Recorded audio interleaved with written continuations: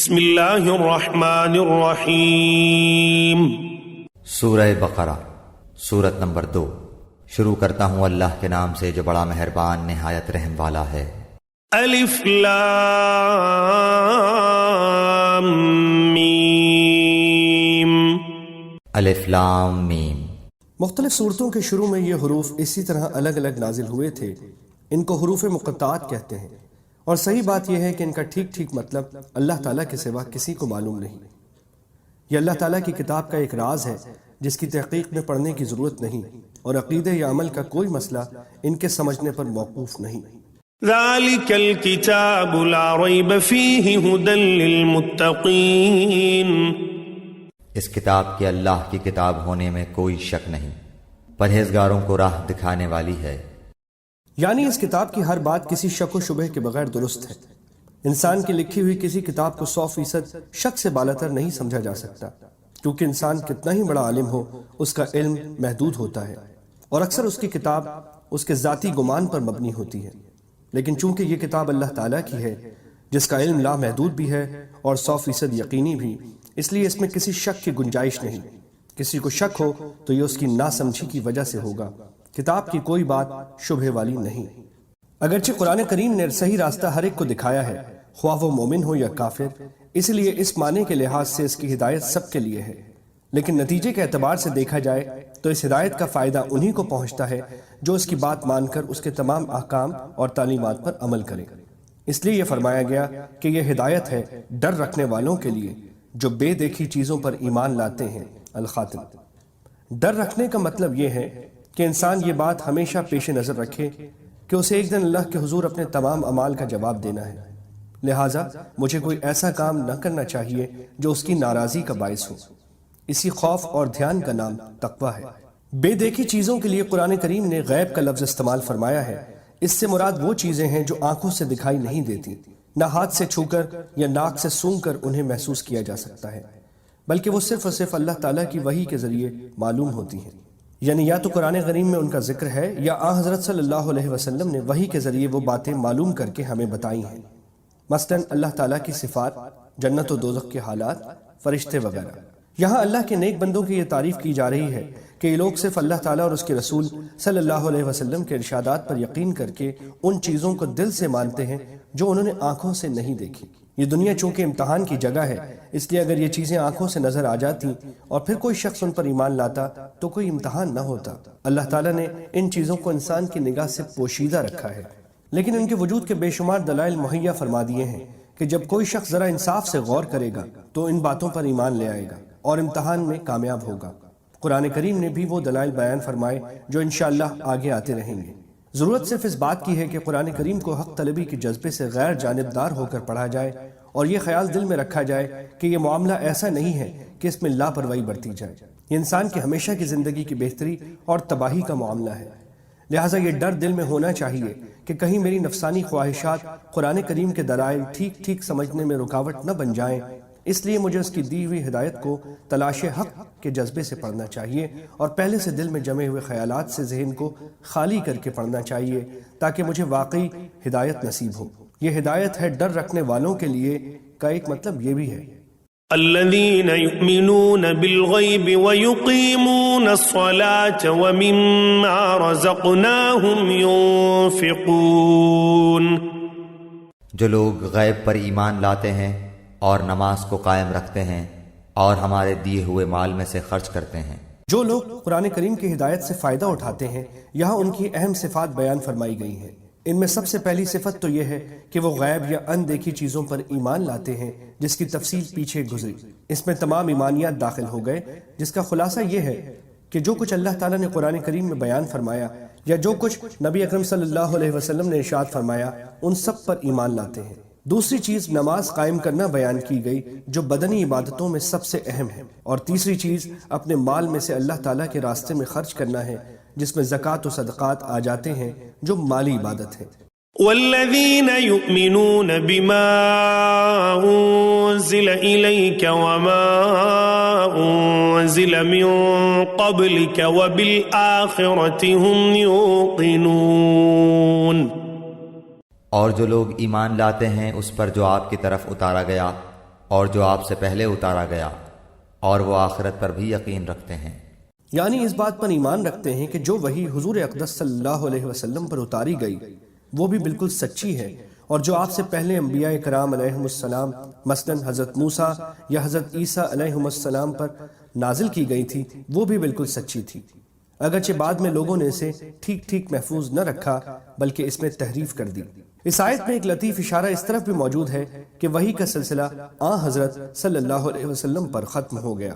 آپ کے بعد کوئی ایسا شخص پیدا نہیں ہوگا جس پر وحی آئے یا اسے پیغمبر بنایا جائے، کیونکہ یہاں اللہ تعالیٰ نے صرف حضرت صلی اللہ علیہ وسلم پر نازل ہونے والی وحی اور آپ سے پہلے کے انبیاء علیہ السلام پر نازل ہونے والی وحی کا ذکر فرمایا ہے، آپ کے بعد کی کسی وحی کا ذکر نہیں فرمایا۔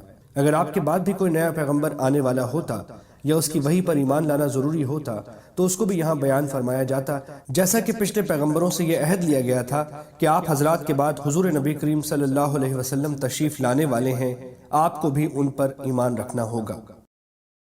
آخرت سے مراد وہ زندگی ہے جو مرنے کے بعد حاصل ہوگی اور جو ہمیشہ کے لیے ہوگی، اور اس میں ہر بندے کو دنیا میں بھی کیے ہوئے اعمال کا حساب دینا ہوگا، اور اسی کی بنیاد پر یہ فیصلہ ہوگا کہ وہ جنت میں جائے گا یا جہنم میں۔ اگرچہ یہ آخرت بھی ان اندیکھی چیزوں میں شامل ہے جس پر ایمان لانے کا ذکر سب سے پہلے کیا گیا تھا، لیکن آخر میں اسے علیحدہ کر کے خصوصی اہمیت کے ساتھ ذکر کیا گیا ہے۔ شاید اس کی وجہ یہ ہے کہ آخرت کا عقیدہ ہی در حقیقت انسان کی سوچ اور اس کی عملی زندگی کو صحیح راستے پر رکھتا ہے۔ جو انسان یہ یقین رکھتا ہو کہ ایک دن مجھے اللہ کے سامنے پیش ہو کر اپنے ہر عمل کا جواب دینا ہے، وہ کسی گناہ یا جرم کے ارتکاب پر کبھی ڈھٹائی کے ساتھ آمادہ نہیں ہوگا۔ اولئک علی ھدی من ربہم واولئک ھم المفلحون۔ یہی لوگ اپنے رب کی طرف سے ہدایت پر ہیں اور یہی لوگ فلاح اور نجات پانے والے ہیں۔ ان الذین کفروا سواء علیہم اانذرتہم ام لم تنذرہم لا یؤمنون۔ کافروں کو آپ کا ڈرانا یا نہ ڈرانا برابر ہے، یہ لوگ ایمان نہ لائیں گے۔ یہاں ان کافروں کا ذکر ہو رہا ہے جنہوں نے یہ طے کر لیا تھا کہ چاہے کتنے واضح اور روشن دلائل ان کے سامنے آ جائیں وہ کبھی حضرت صلی اللہ علیہ وسلم کی دعوت پر ایمان نہیں لائیں گے۔ حضرت عبداللہ بن عباس رضی اللہ عنہما نے اس آیت کی تفسیر میں فرمایا کہ یہ وہ لوگ ہیں جو کفر پر اڑ گئے ہیں۔ ترجمے میں کفر اپنا لیا ہے کہ الفاظ اسی مفہوم کو ادا کرنے کے لیے استعمال کیے گئے ہیں۔ ڈرانا انذار کا ترجمہ کیا گیا ہے۔ قرآن کریم نے انبیاء کرام علیہم السلام کی دعوت کو بکثرت ڈرانے سے تعبیر فرمایا ہے، کیونکہ انبیاء کرام علیہم السلام لوگوں کو کفر اور بدعمالیوں کے برے انجام سے ڈراتے ہیں، لہٰذا آیت کا مطلب یہ ہوا کہ آپ چاہے ان کو دعوت دیں یا نہ دیں، ان کے سامنے دلائل پیش کریں یا نہ کریں، چونکہ انہوں نے تہیہ کر رکھا ہے کہ کوئی بات ماننی نہیں ہے، اس لیے وہ ایمان نہیں لائیں گے۔ ختم اللہ علی قلوبہم وعلی سمعہم وعلی ابصارہم غشاوۃ ولہم عذاب عظیم۔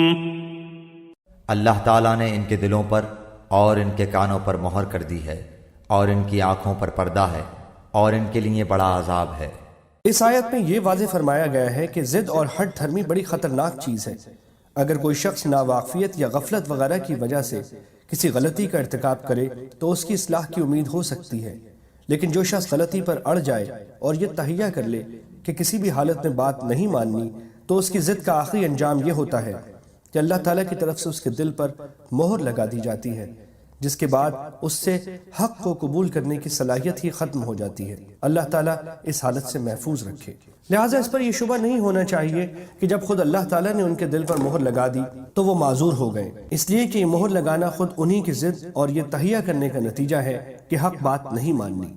وَمِنَ النَّاسِ مَن يَقُولُ آمَنَّا بِاللَّهِ وَبِالْيَوْمِ الْآخِرِ وَمَا هُمْ بِمُؤْمِنِينَ۔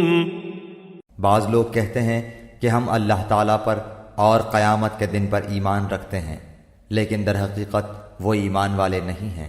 سورت کے شروع میں پہلے مومنوں کے اوصاف اور ان کا انجام بیان فرمایا گیا، پھر ان لوگوں کا ذکر ہوا جو کھلے کافر ہیں۔ اب یہاں سے ایک تیسرے گروہ کا بیان ہو رہا ہے جسے منافق کہا جاتا ہے۔ یہ لوگ ظاہر میں تو اپنے آپ کو مسلمان کہتے تھے مگر دل سے مسلمان نہیں ہوئے تھے۔ يخادعون الله والذين آمنوا وما يخدعون إلا أنفسهم وما يشعرون۔ وہ اللہ تعالیٰ کو اور ایمان والوں کو دھوکہ دیتے ہیں لیکن دراصل وہ خود اپنے آپ کو دھوکہ دے رہے ہیں مگر سمجھتے نہیں۔ یعنی بظاہر تو وہ اللہ اور مسلمانوں کو دھوکہ دینا چاہتے ہیں لیکن حقیقت یہ ہے کہ وہ خود اپنے آپ کو دھوکہ دے رہے ہیں، کیونکہ اس دھوکے کا انجام خود ان کے حق میں برا ہوگا۔ وہ سمجھ رہے ہیں کہ اپنے آپ کو مسلمان ظاہر کر کے وہ کفر کے دنیاوی انجام سے بچ گئے، حالانکہ آخرت میں ان کو جو عذاب ہوگا وہ دنیا کے عذاب سے زیادہ سنگین ہے۔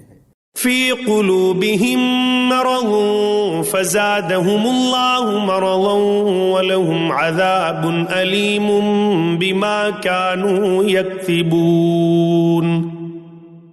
ان کے دلوں میں بیماری تھی، اللہ تعالیٰ نے انہیں بیماری میں مزید بڑھا دیا اور ان کے جھوٹ کی وجہ سے ان کے لیے دردناک عذاب ہے۔ یہ وہی بات ہے جو پیچھے آیت نمبر 7 میں کہی گئی تھی، یعنی شروع میں انہوں نے اپنے اختیار سے اس گمراہی کو اپنایا اور اس پر